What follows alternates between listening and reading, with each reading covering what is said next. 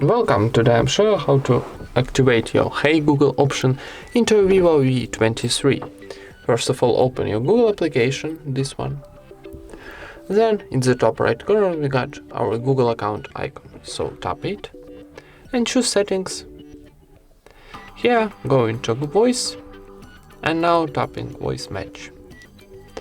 And last one, tap here on the switcher to activate your Hey Google. Now you need to give access to your assistant, tap next, and I agree. And how you can see we got message, Hey Google is ready to use, tap continue. And that's it. Thank you for watching, leave thumbs ups and subscribe to our channel.